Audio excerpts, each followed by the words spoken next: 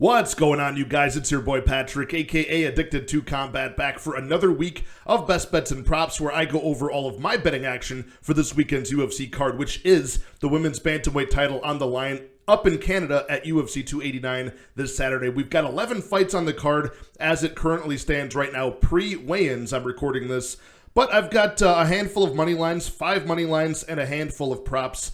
I think about 4 or 5 as well. So I'll go over all of that and some additional recommended props and things like that. But again, for all the details on these fights as I see them playing out and how I see all 11 of them, go check out the full card breakdown from Monday, or check out last night's live stream I did with the panel, my guy Couch Warrior Podcast co-hosting with me, as we had on Monk from MMA Monk Maddox and the MMA Engine, and we had Tim Troiano, one half of the Lambo Podcast, over there with Narco Cop. So very smart guys. From a DFS perspective, we had Monk talking to us about that. From a props and betting perspective, we had Tim Troiano giving out all sorts of same-game parlays, props, live betting advice, and my guy Couch Warrior is just an ultimate genius when it comes to picking apart fights from a value perspective. So check that out.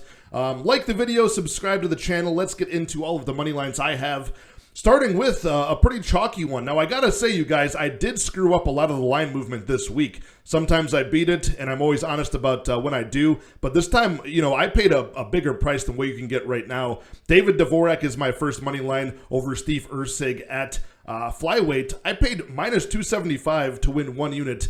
2.75 units to win 1. You can get minus 260, minus 270 on David Dvorak right now. A little bit less than that.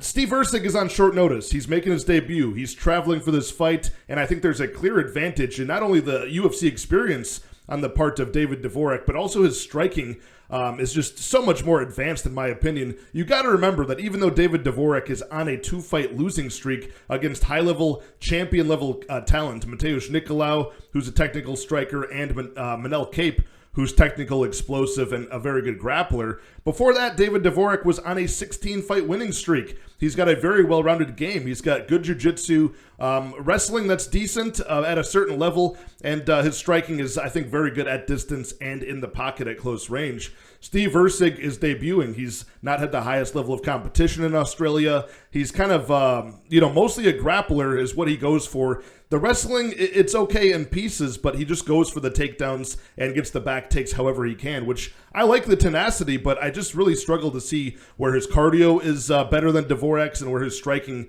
is anywhere comparable. So I'm taking the chalk on David Dvorak. I'm very confident he gets the job done inside the distance even. So an equal opportunity finish in David Dvorak, 8 knockouts, 8 submissions. I think it's possible he gets this done on the feet at striking distance. The second money line I have is Nasruddin Emeev at middleweight here over Chris Curtis.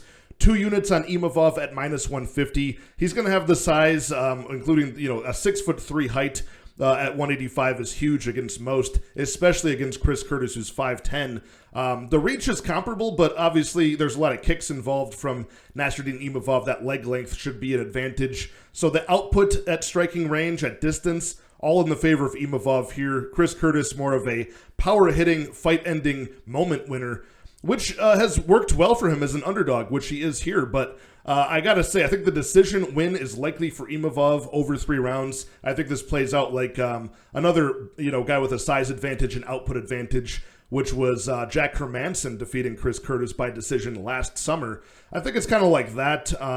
Also, Chris Curtis tends to fail against guys with high output that are bigger than him or that are just more durable than him in general. He just came off that loss to Kelvin Gastelum, who, even when the big counterpunch came from Chris Curtis, Gastelum held up with his durability. I think we see much of the same from Emeev, but I do see kind of a mispriced line in that Chris Curtis round 3 finish prop. That knockout is at plus 1,600 for Curtis in round 3. I do like that if you want to play a sprinkle on some long shot props there. Either that round 2 or round 3 knockout for Curtis.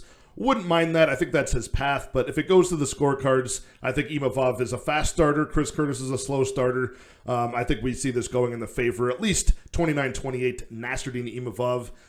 The third money line I have is Marc-Andre Barriault, Canada's own, defeating Eric Anders again at middleweight here, I've got 2 units on MAB at minus 140 on the money line. Just a better pressure fighter, a busier striker. Both guys do like the clinch, which worries me a bit. They might be jockeying for position on the cage. I think Marc-Andre is going to hold up in his takedown defense, as is Eryk Anders. Both guys not the most accurate takedown threat, but both defensively pretty sound there. I think the difference also comes at striking distance, at range. Marc-Andre is a much more free-flowing kickboxer, a little bit looser and more relaxed with his striking selection there. Eryk Anders a bit more of like that.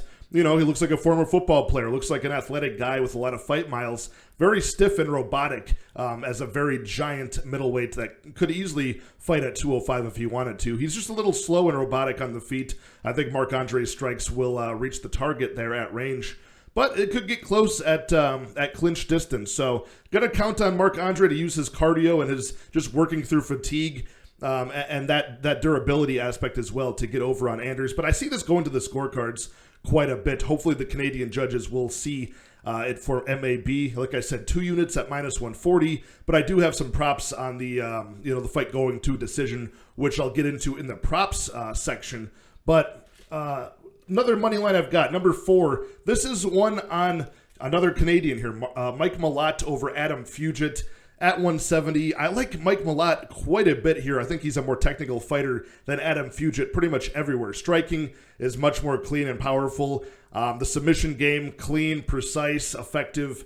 But I gotta say, Mike Malott, he has been on a lot of layoffs in his career so far, going 9 wins, 1 loss, 1 draw. And he's got a 100% finish rate, which is awesome to see. He's looked very good, but I really want to invest on people that I've seen win a decision. So at minus 205 on the money line for Mike Malott, I just put 1 unit on that. And I'll be playing from a props perspective, another unit, which I'll go over in the props section. But overall, Adam Fugit, he's looked pretty good so far in his 2 UFC fights.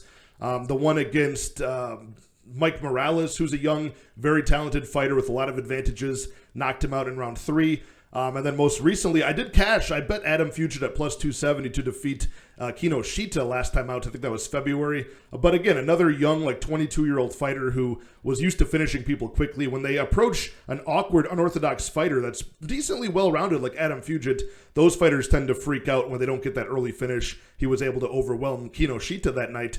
Mike Malott, even though he's doesn't have the most extensive record, he has been around the game for a while. He's 31 years old. Talented, pretty gifted athlete, and I don't think he's going to be rattled if things don't go his way early. Even though he's a one-round finisher, mostly, he's not a guy who fights like he relies on it. So give me Mike Malott, 1 unit at minus 205. And my 5th money line is in the main event. This is going to be an unpopular one, but I am taking the underdog, Irina Aldana, to once again be a Mexican champion, pull off this underdog spot. I have a half of a unit on her at plus 280 on FanDuel over Amanda Nunes, who has been nothing short of impressive over her career. I've watched the whole thing. I've always been impressed with her. I think she has that physicality and that power that is just unmatched at the women's weight classes, both 135 and 145. But, she's 35 years old now, as is Irina Aldana, but she's had that kind of that arc of her career where I think she is now inevitably on the downside of it. Her best days have to be behind her, knocking out Chris Cyborg at 145, defeating Holly Holm, by finish. She is a finisher for the most part. She establishes herself as the aggressor early in the fight, breaks down her opponent, whether she gets the finish or she gets the decision. She's setting the pace early. We saw what happens when somebody else is able to dictate the pace in the Juliana Pena fight, where she slipped up as a big favorite and got basically club and subbed by fatigue in round 2.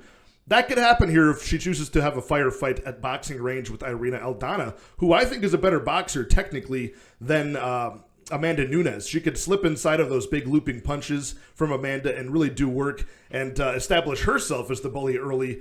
Unless Amanda Nunes chooses to grapple and go the wrestling and grappling route, then I think it's far less likely that this underdog shot comes through. But at these odds, I really do think, when we think about really realistically how many fights does Amanda Nunes have left, is she trying to find her way out? I'm not normally a narrative guy, but this is something you have to consider when just looking at the arcs of their career. One person has momentum moving upwards in Aldana, and I think she's just as physical when it comes to the striking as Amanda Nunes, who is now on the downside momentum of her career. So just taking the half unit stab on her at plus 280. on the money line. I don't hate any of the inside the distance props either. That's how Amanda Nunes tends to lose, is by finish. So that wraps up all of the money lines. Moving on to some of the props that I'm playing here. Going over some of these are correlated to the money lines I spoke about. Let's go back to the Anders and Marc-Andre Barriault fight, which is at middleweight. I'm also taking the fight goes to decision at minus 130. Half of a unit stab on that one. Both guys very durable. Only been finished once apiece by strikes and once apiece by submission. They tend to be pretty durable and go to the scorecards. And like I said, this could play out in the clinch. This could play out close. And in a fight that I think should go over, I am going to play a little bit of money on the split decision props. A quarter unit, 0.25 units on the fight goes to split, which is at plus 500. And of course, you got to play 0.1 unit on either guy to win by split, which is Eryk Anders at plus 1100 and Marc-Andre at plus 800 to win by split. So overall in those split decision props, 0.45 units total invested.